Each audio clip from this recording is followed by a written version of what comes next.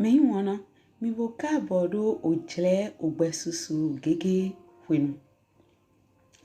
To kan heji mi non tindo droje gbonjo mi on Kristi Jesu ton dali nando non la wendagbe podo nando ma ho me jrado ho mi non sono ma nu piklon bon owewe dali kele dide asisa ogbesusu gege Kristi ton drodo bon chomion eton lo lukuro kede dali mina so no tindo ojre ide gbigbo eton na gokona mi gbon na ro hode na mado ganon le awufie salon le mehenu kundo biale asupwa sipo le wendo etito tu klame le poro akotale nvemi na mini tunto mi ton ayi na do mi mando ogbesusu gege lome poro na do moi to go flame pata me wona o hota mi ton to ogbesusu gege wenu egbe ton nui dodo jiwheyewe ton mina de tana wehe dodo eta utu emi karo yoro dodo jiwheyewe ton ete go edo kanchi charge ha mi ubetole na emi ubetole singamba igbo nando singando tindo dodo ene to mungo me o weta he dali mimo hota enete tinto we ma lomule ton otawo afoti danje eneto ya do ledo meme sunu emi ojuro ai ha sheton po odepo flan jiwheyewe de na ye wedo yeni do le ye gan na nyende kun na ye do yeti do vive nu jiwheyewe ton shiba emagbon alio onwe ton ba na yeyi mandona no dodo jiwheyewe ton bo soto dindi nando he dodo ye ton titi logo ye manjo ye de hlan dodo jiwheyewe ton ba na Kristi we opodo azon ton hlan dodo je mede pepe heyi sede me wona kele dide mi do walodo nando no dido nanu ndido ha nu heyi dodo lo bon nwa ipon mo joje bo ipon to ogbe he roro ebule ton ogbe he tobo wewe nu Israeli ton le yenu do ntoli ogbe ne ngbe to gbe titan he me kan wewe do telega but tadena dodo tonto eblume ye to yuro do hwedo ga ema singbi ga boy wa de tanado mehe pipaje mehe dona dukan tonu popoji boni mi so ipon ogbe gle kutome ye yuro dodo ro dikao sonu boy tumonado ninome de betodo nanu nando singando ya loke to maude isovo de tana podoro aliho he singangbon nando yin aloke to maude bon wa monu kunje me den to dodina nche lo me no ni e konwo chan ma ulo su papa wen dodo ma wen dodo ni ma do yin do mi do vodo odo dodo jiwheyewe ton blow ntoli do ayi gbaji run do dodo jiwe gbetole ton dodo gbetole ton bo to awe ne leme e ma yin lokolo dodo jiwheyewe ton ma yin dodo gbetole ton we ni do mo mi vo do to holo abi mi mo droje mo vo go holo hia to we ma lo mu le to me o ta holo ina ye mi si ene wutu e wa ye mi do mo lo ke dodo jiwewe ton lo e ma no de me de pepe rovo o wa yin bibenu wan na to bibenu nyona jiwewe ton bo dali ton we mi gangbon na lo je ma wude ete otu we no do mo de to we ma ene lo hia to we lo mu ota lo mu lesin we ma ta wo lo bibo kun ton koko na mi je otan he yiro o yin memesun lo ton do konele aussi mina yon tan lo tinto wa lo aposteli le tome o tawo mon kere bo otan memesun no ne ton we de tanado e dawe de he me kan we ko wangan apanpa Italie ton bo so de me kan we ko wangan da hogun boya kungbe ne lo na klo ngan mi e ba ido edu gan to me da ho le he no kokona to me to Italie si to me to we lonu so de yin kan ne so eyin wana jiwewe we do no sen jiwewe eno wa dagbe supo henu me ton le agbe ton le to eton me le ye me po de kun ni do asun dagbe wa to bo ojire de no sen okru no sin wenu jiwewe wa do angeli lo po hle bo angeli lo do ne do me sun kole sinu niwena weglina otan lo klem ni mi mo jire vemi do mi ni vo hia e do ne do angeli lo do ne do jiwewe se de twe bo so mo muni na me twele azonda gbe twele he okru no de amo ne gba po na we bo na do mo nlo yi ni we to ade na do mo do me hla me he yodo simoni de Peter hoe jiwewe to di dona memesun dawe Cornelio silo ngbo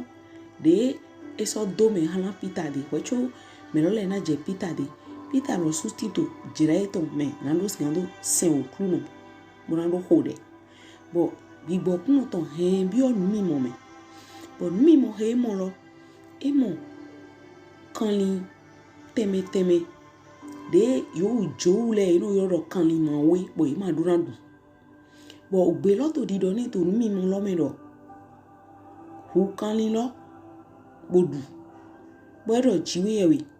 ni ma du ma we de pon bo jiwewe do ni do nwe enyo yo do wiwe menwe ye yin bo na do ma wiwe to klido me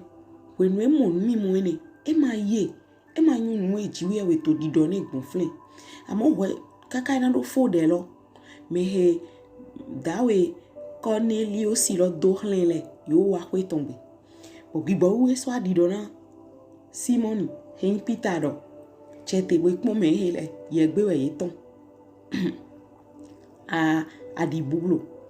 nugbo eso je ede bo ye do holo ni bodoro me kan we ko wangan to mi ton me we do mi han wende jire so Peter so dido po me de vole po je me kan we ko wangan lo de bo Peter si ho titan e ken we do ni do mi le LOMUNU mi ujule mi ma do kan do kondo pode bodo LOMUNU le po ntoli ma do na bi o ko mi tombe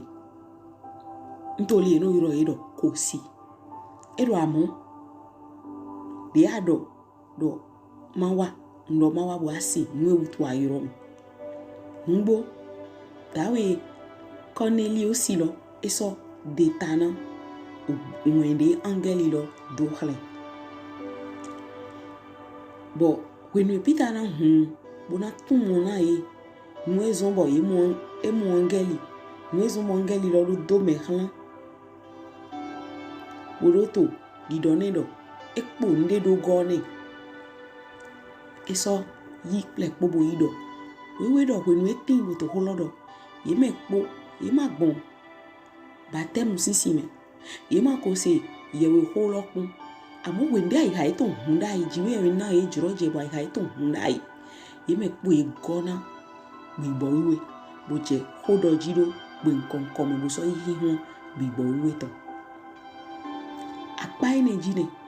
oni ekun apa ene loji ye na modo adodo de mi u gbetole mi gangan je go modo mi yon bai e ma hole mi e ma plan mi je jiwe we de e ma na mi juro je mi no mo hole gan ato kin ka bi de we do bona o ya ba ido de ya ba ido lo igbokun to na koko na mi san de wa na si ne mi jo apa otan ene tondo mi so otan de vo sorti igbokun to koko na mi jeji to wewe me bo yiro otan lodo tan lo clean we to yiro yin meme yon lo ton o si otan lodo lidi eko yin make de bo kono sema o ajo wa to da ho e bo aposteli Paul to gbeji so yin to me e ton jeji ile to to e nu yo meme yon lo po ha ton le po nu sanu bo de Paul je fini Paul wo to dini bodo me po pozo e to dini fie na mo no tente na do sin do hode bo when we je fini e yin lo mro e mo ro me hele to fi le ma o se be ka se ro ye na se ma onugbo amo sin se lona do ya lo ke iduna yo Jesus Christi iduna yi gbe do we yin hunle gan to iduna yi gbe na asun eto holo do na ye me o cho sin se lona do ya lo ke to nugbo me Paul apostoli so mo joroje bo la wen dagbe na yi we do when we to wen dagbe lo na yi lana yi jiwe o hunwa iha meme yon lo ton dai bo adodo jiwheyewe ton si on holo eye heze kakabo u opodo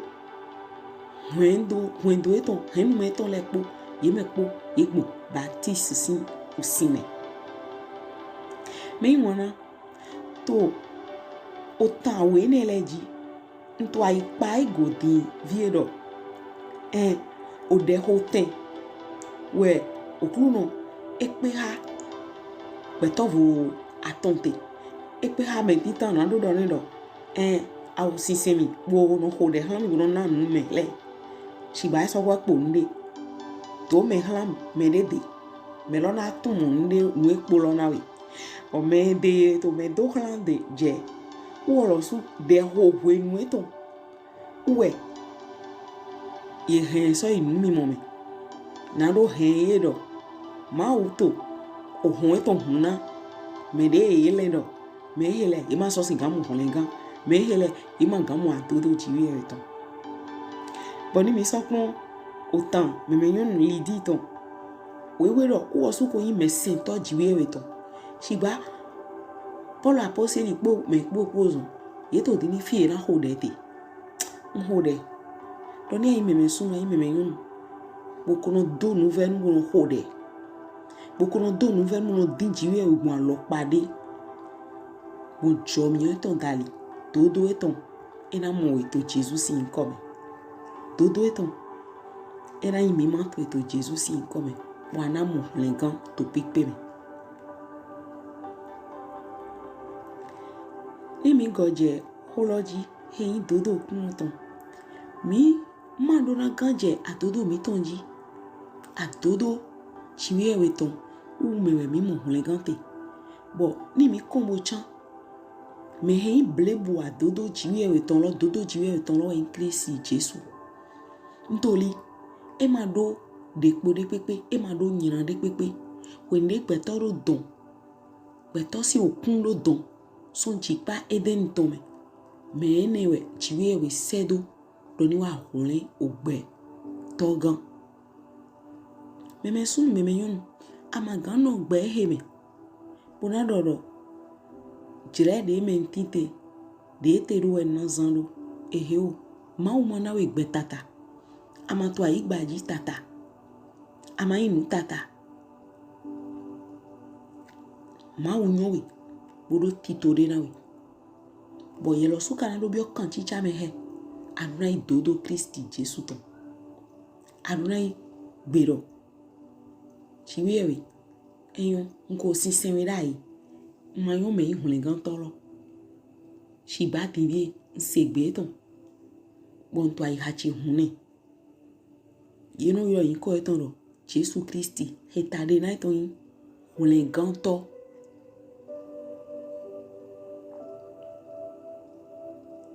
ntona yi to egbe ma o beledeti wono te do flen ntori gbigbo so to kogo na mi bi o beto de vole si apa hwe me he ya dodo lo je ha boya ki lo suso to gbeche se bo ime de vole bo munu kun je dodo ene lo hogo kan bo yewe heze shiba nous a plat do ko abi nous plat do ko toile ogbe to klaton le abi to kla ogbe ton o ya toile abi candido yero suton o hewe wado eho nyepo dodo po ma te so chan nyepo dodo po ma do mima dodo re ma tin to ai gbaji fi o kanu le kere le do mi na yi su na edide ye ron basiro na yi do na edide e do eheo very me wana ai bai moblo adodo yeto masinga hunle gan cho chiwe do ni kwa fun na we bo wa yi dodo chiwe we ton ntori vo we no dodo chiwe we ton na kwa fun na we fo we so ino dodo ro ni mi man to na hunle gan mavo to ton ene utu agbe dodo jiwe ton da elu adodo de ba ini mi do we mi osuna ba iro bro jople podo jiwe we si afon bo lile panta jiwe wa pon de na kwa fun na we do mi flin autant ajoto heto adusi lo mena Kristi Jesu we no tin to satinji ajoto we iro ero onyira wa to bo mweje he ogbe ko sune shiba we no lile kokpon Jesu do ni ale ko agigo to me flimi Jesu do ne do we jaye he chena tin to paradise podo nyepo tero supo holoji mene mamu ndagbere yi son gbe sine ogbe finu ton lepo bo so aze nu fifin da si na osu kaka bo nu fifin we do eso iva sudo na lo hui amo we no bi o de meto satin loji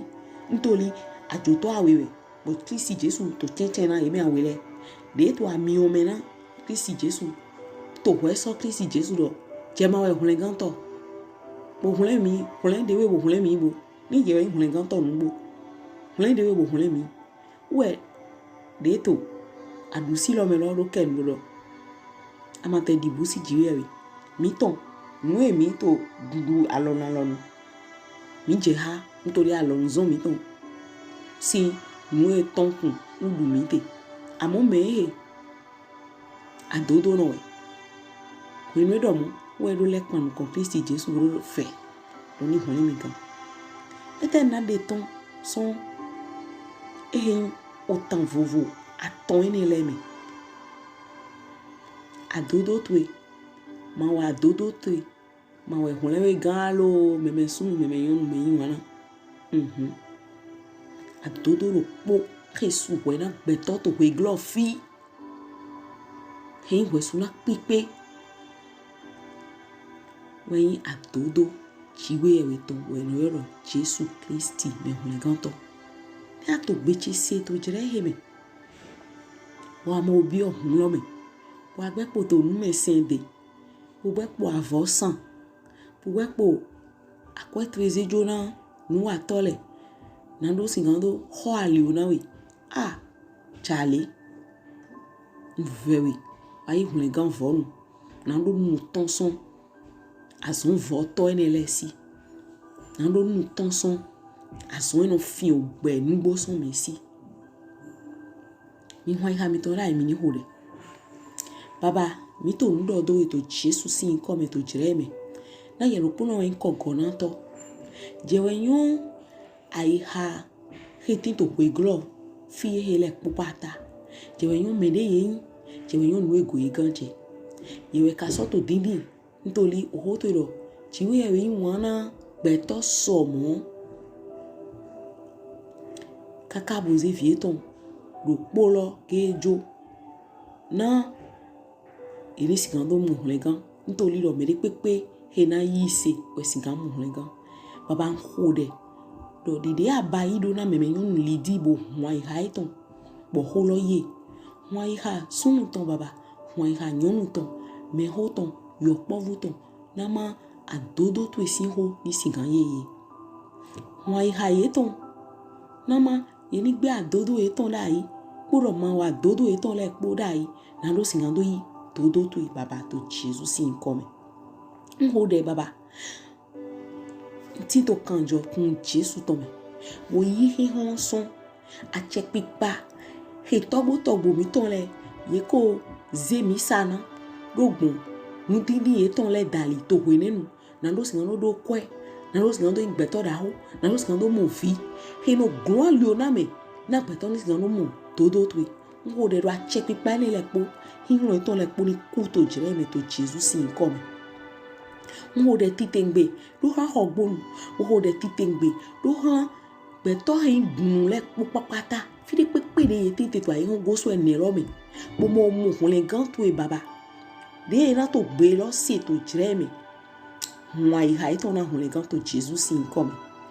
to ria ero nu me sen wa ma hun le ye emi o jiwe we hun le ye we singa hun le ye gun Christ Jesus dali baba to Jesus sin come nwa ti to kanjo Jesus to me ni na mo hin de pepe he na do mi na suave nu kun konta mi ntoli ahemi na do sigan do ho nu we hi hun le po ni jai boku pim to Jesus sin come ye do ho lo han ho lo gbewe be to isi se le po ata ni yo gbe to Jesus sin come azun e kokule azan dindele ye me po ni yo gbe to nko Jesus to me agbasa he to kuku do gbon azun dalile npa che to in Jesus to me ye me po ni yo gbe to Jesus sin come when do me wulu tinte bo legba wa bo do ando o jire ton man se me de gbe ton do when do ne le me npa che do jijo to ni pa vava to when do ne le ji to Jesus sin come na hin wulu ke to ton ni bi apon mo je gbonu na ma holu je jiwe we ton to nugbo bodo adodo to me po ni duado to yihale me poro when do le me ati akota hin akota hogbonton do han kunule popapata bon ayi hun gosu eni lo me ndondo e baba to Jesus sin ni come we nhode lote ni she me wona ni ma so yi nu ko hun kan mo mi do to clear me dire yi na mi do do we ta lole mi na kan e do nponu lo sindu bo ni ado to je wo so yin gungbe hiato ni ahia anamu nusupo asosin gan so mo nusupo yi hun gan dide yi na yen do eyan mo mi yin do do jiwe to eso iwere funu to jire mi ton ogbe susu gege we ni